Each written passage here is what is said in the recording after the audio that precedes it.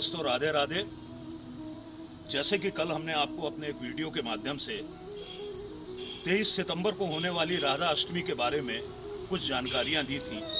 इस संबंध में हमारे पास बहुत क्वेरी आ रही है, बहुत सारे लोगों के प्रश्न आ रहे हैं, तो अलग अलग जवाब देने की बजाय हम इस वीडियो के माध्यम से आपको पूरी जो आपकी जिज्ञासाएं हैं उनका समाधान दे रहे हैं। मेरा नाम ज्योतिषविद राजेश साहनी, मैं ज्योतिष और वास्तु मामलों का विशेषज्ञ हूँ। हमारा ये जो YouTube चैनल है ये ज्योतिष, वास्तु, धर्म और अध्यात्म से संबंधित है। दोस्तों, जैसा कि आप सभी को विदित होगा कि 23 सितंबर का दिन, जो कि भाद्रपद मास की शुक्ल पक्ष की अष्टमी तिथि है, राधा अष्टमी के रूप में हमारे हिंदू धर्म के द्वारा मनाया जा रहा है।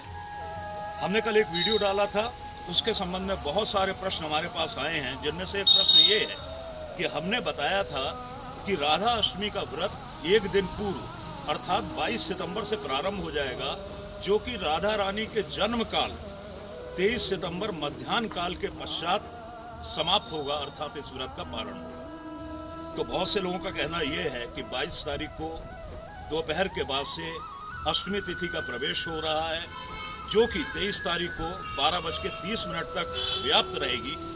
ऐसी स्थिति में व्रत 23 तारीख को ग्रहण करना चाहिए, तो आप 22 तारीख को कैसे बता रहे हैं? तो निवेदन करना चाहूंगा कि हमने आपको व्रत की जो विधि बताई है, ये ज्योतिष या हमारे शास्त्रों के अनुसार नहीं है, बल्कि जो ब्रज की परंपराएं हैं, जो मथुरा, वृंदावन और बरसाना की परंपराएं हैं, उसके आधार पर हमने व्रत का आपको वर्णन किया है कि इस पद्धति के अनुसार, इस विधि के अनुसार व्रत रखा जाना चाहिए।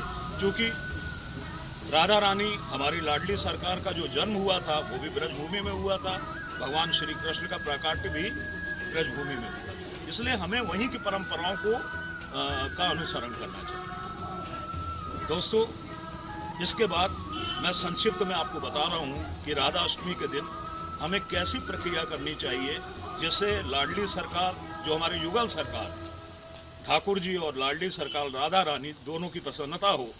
तो इसके लिए जो बरसाना में भी पद्धति चलती है, बांके बिहारी के मंदिर में, वृंदावन में जो परंपराएं चलती है, हम उन्हीं का अनुसरण करेंगे।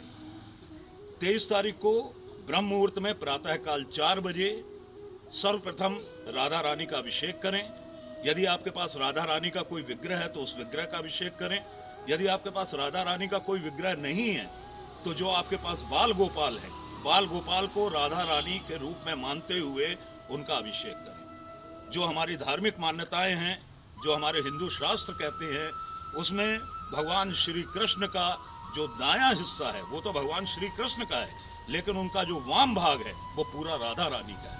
यानी आप राधा रानी की पूजा करेंगे तो भगवान कृष्ण की पूजा होगी, भगवान कृष्ण की पूजा करेंगे तो राधा रानी की पूजा होगी। इनमें कोई भेद नहीं है, ये अभेद है। तो आप बाल गोपाल में सर्वप्रथम बाल गोपाल को पंचामृत से स्नान कराएं। उसके बाद उन्हीं बाल गोपाल की प्रतिमा में पूरा का पूरा राधा रानी का श्रृंगार करें। उन्हें वस्त्र धारण कराएं, गहने पहनाएं, बिंदी लगाएं, और भी जो श्रृंगार होता है राधा रानी का वो अर्पित करें। इसके बाद विभिन्न स्तुतियों से, विभिन्न श्लोकों से, विभिन्न मंत्रों से राधा रानी की पूजा करें। यदि आपसे कोई मंत्र नहीं है, आपके पास कोई स्तुति नहीं है, तो सिर्फ राधा राधा बोलकर राधा रानी की स्तुति करें। राधा महामंत्र है, इससे बड़ा मंत्र कोई दूसरा नहीं। इसके बाद दोपहर में मध्याह्न का, जिसमें राधा रानी का प्राकट्य हुआ था। यहाँ पर दो भेद हैं। कई लोग कहते हैं ब्रह्म मुहूर्त में राधा रानी का जन्म हुआ था, कई लोग कहते हैं मध्याह्न काल में राधा रानी का जन्म हुआ था। हमारे पास जो प्रमाण है उनके अनुसार अष्टमी तिथि के मध्याह्न काल में राधा रानी का प्राकट्य हुआ था, उनका जन्म नहीं हुआ है।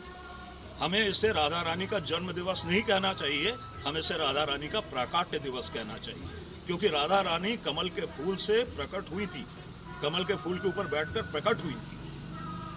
वो जन्म उन्होंने किसी गर्भ से जन्म नहीं लिया था। तो मध्याह्न काल में सर्वप्रथम राधा रानी को हिंडोले में या झूले में बैठाकर उन्हें झूला झुलाएं, और इसके बाद उनकी पसंद के नैवेद्य अर्पित करें। तो कई लोगों ने हमसे पूछा है कि राधा रानी को आपने बताया अरबी बहुत पसंद थी, इसके अलावा क्या पसंद है? तो यहाँ पर भगवान श्री कृष्ण की पसंद का व्यंजन भी आपको अर्पित करना चाहिए। भगवान श्री कृष्ण को गाय के दूध से निर्मित खीर बहुत पसंद थी, ऐसा हमारे शास्त्र कहते हैं। बहुत ही मीठी खीर वो खाना पसंद करते थे। तो गाय के दूध से निर्मित अत्यंत मीठी खीर अपने घर पर बनवाएं। बाजार के सामान की कोई आवश्यकता नहीं है। और लाडली सरकार को नैवेद्य के रूप में, भोग के रूप में, प्रसाद के रूप में ये खीर अर्पित करें। उनकी पसंद के व्यंजन जैसे अरबी की सब्जी, कढ़ी उन्हें बहुत ज़्यादा पसंद है। कढ़ी और भी जो आप चाहें, नाना प्रकार के व्यंजन भी आप चाहें तो राधा रानी को नैवेद्य के रूप में मध्याह्न काल में अर्पित कर सकते हैं। इसके बाद आप राधा रानी का नाम स्मरण करें, उनकी पूजा करें। आप राधा सहस्रनाम स्तोत्र का पाठ भी कर सकते हैं, राधा चालीसा का पाठ भी कर सकते हैं, और कुछ नहीं तो राधे राधे बोलकर अपने व्रत को संपूर्ण करें।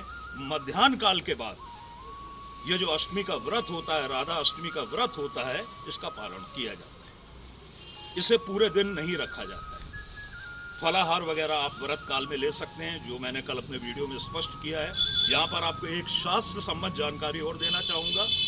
हमारे हिंदू धर्म में एकादशी तिथि का बहुत महत्व है। कहते हैं कि श्री हरि की कृपा प्राप्ति के लिए एकादशी तिथि का बहुत महत्व है। लेकिन यदि आपने 1 करोड़ एकादशी तिथि का व्रत रखा है तो उस व्रत का फल सिर्फ एक जन्माष्टमी का व्रत रखने से मिलता है। और यदि आपने 1 करोड़ जन्माष्टमी का व्रत रखा है तो उसका संपूर्ण फल केवल एक राधा अष्टमी का व्रत रखने से आपको मिलता है। इसलिए हम सभी अपने श्रद्धालुओं से, भगवान श्री कृष्ण के भक्तों से, वैष्णव संप्रदाय के लोगों से निवेदन करना चाहेंगे कि 23 सितंबर को राधा अष्टमी के दिन हमारी लाडली सरकार का विधिवत पूजन करें, उनका व्रत रखें और उन्हें विभिन्न व्यंजन अर्पित करते हुए उनके प्राकाट्य दिवस को सेलिब्रेट करें। दोस्तों, हमारा ये वीडियो आपको कैसा लगा हमें ज़रूर बताइएगा। एक बात और मैं आपको कहना चाहूँगा चलते चलते, बहुत से लोगों ने प्रश्न पूछा है कि राधा रानी को किस रंग के वस्त्र अर्पित किए जाएं। तो यहाँ पर मैं दोनों में भेद बता रहा हूँ। भगवान श्री कृष्ण को पीताम्बरधारी कहा गया है। पीताम्बरधारी यानी कि जो पीत वस्त्र धारण करते हैं, अर्थात भगवान श्री कृष्ण का जो फेवरेट कलर है, जो वस्त्र में अर्पित किए जाते हैं, वो पीले रंग के किए जाते हैं। लेकिन राधा रानी को ब्लू कलर यानी कि नीला रंग बहुत पसंद है। तो राधा अष्टमी के दिन आप उन्हें नीले रंग के वस्त्र पहनाएं, नीला रंग का मुकुट पहनाएं, और भी नीले रंग का आसन भी आप दे सकते हैं। नीला रंग जिसे हम नेवी ब्लू कहते हैं, वो उपयोग में लेके आना है। लाइट ब्लू या फिरोजा कलर हमें उपयोग में नहीं लेके आना है। बताइएगा हमारा ये वीडियो आपको कैसा लगा। आगे भी बहुत जल्द आपसे मिलेंगे। तब तक के लिए राधे राधे, जय श्री कृष्ण।